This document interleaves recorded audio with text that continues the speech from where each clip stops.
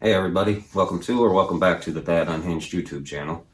Guys, a couple videos ago, I built this hobo stove. And ever since then, I've been trying to figure out how to utilize it in my emergency preps. And now I think I figured that out. If you think about it, guys, a winter power outage is kind of similar to unwilling winter camping. So if you have everything that you would need to survive winter camping, and you utilize that in a winter power outage scenario, chances are you're going to survive. So what do you have during winter camp? Shelter, fire, your cold weather gear, your sleeping bags, easy to cook food, or MREs.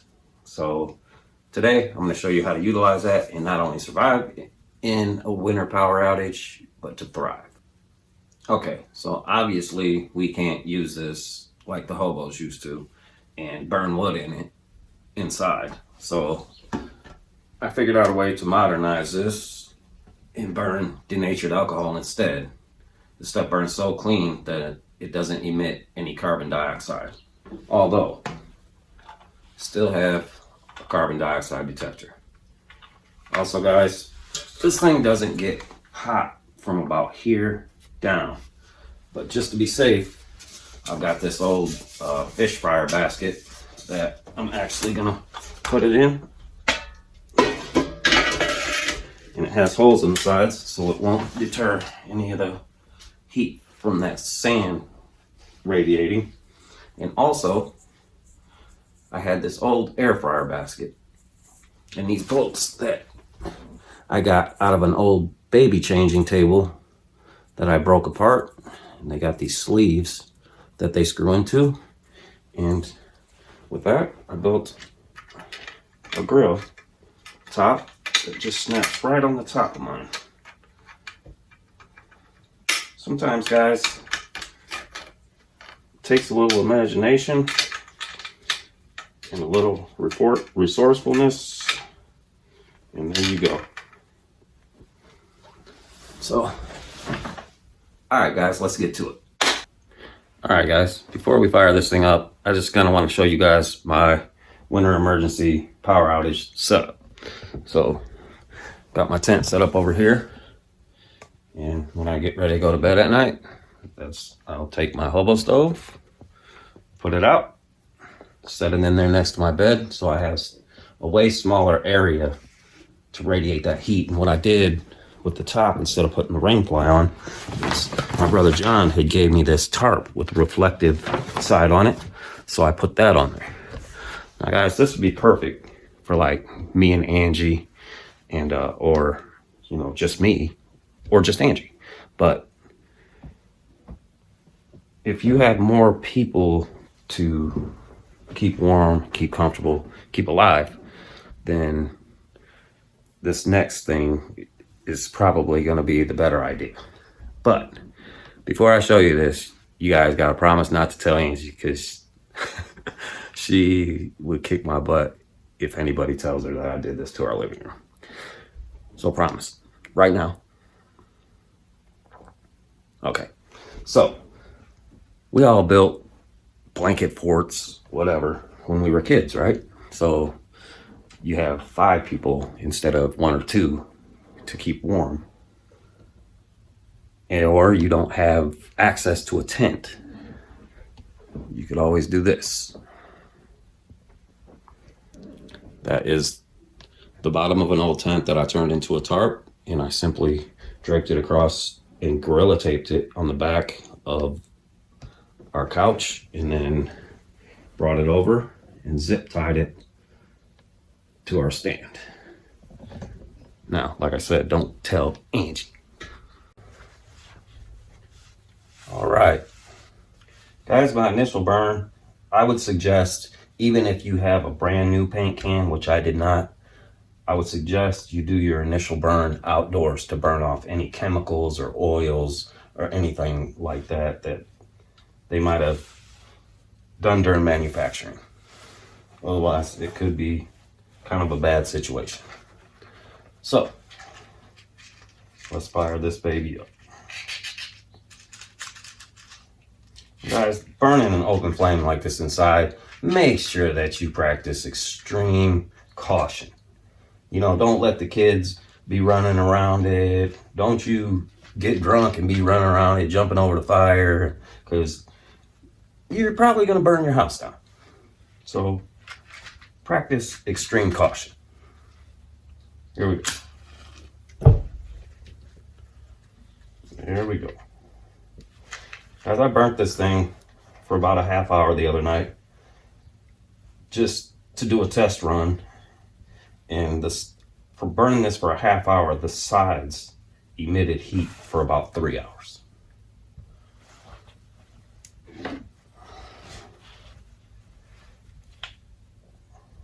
This thing is burning already. 724 degrees. So guys, I'm gonna let this thing burn for a while and see how, I'll show you guys how warm it gets in here. I've had the heat off for a while now and it's been cooling off in here. So I wanna show you guys not only how to use this, but how effective it is. So I'll be back. All right guys, this thing has been burning for about 10 minutes and it is burning at 837 degrees Fahrenheit. Let me apologize to my Canadian watchers for the first read, and 447.3 Celsius. Guys, it's the perfect time to say, you know, if you like the video, like, subscribe, share if you want to, leave me a comment. You know, if you have any other suggestions on a winter power outage, leave a comment, let me know.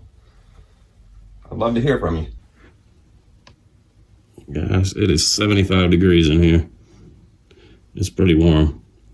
That's 75 degrees Fahrenheit. Again, I apologize to my viewers that read their degrees in Celsius. I don't know how to change that on my thermostat, so I apologize. But if I'm not mistaken, that's around 24 degrees Celsius, maybe? Tell me if I'm right. Okay guys, so now, you know, you got it all warmed up in here. So now you decide you're hungry, you want to eat something, but you don't want to eat nothing cold, right? It's freaking freezing outside, power's out, and you want to eat something good and comforting. So let's do that right now. Now, to put this out, guys, you just simply take your lid very carefully and place it over the top. Smother out your flame. Let that sit for a minute just to make sure that your flame is out.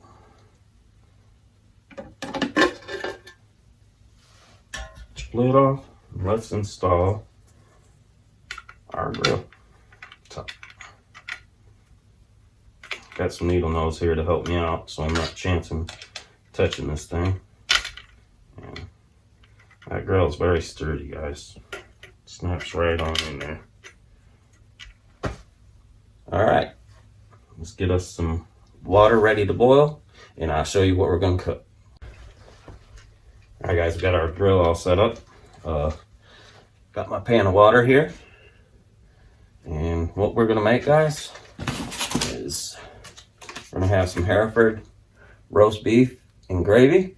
All you do is simply boil this in this water in the package for 6 minutes, I believe, and then with the water that we have left over, I'm gonna make us some mashed potatoes. Pot roast and gravy and mashed potatoes. Tell me that's not comforting. Got my little bowl here that I've used to mix it up, but I want to show you guys how fast this thing actually boils water. So you're gonna have a meal pretty quickly. Again, practice extreme caution.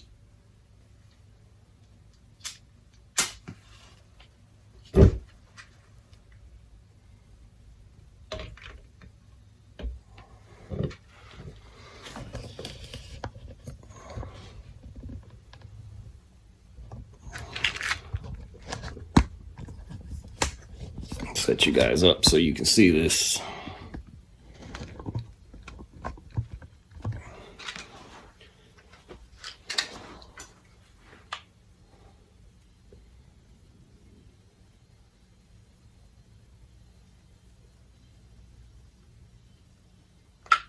Guys, we're at 691.5 degrees Fahrenheit and 366.4 Celsius.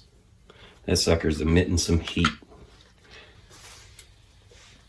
All right, I would say it took about probably 3 to 5 minutes for that water to boil. And, just put your roast beef in there.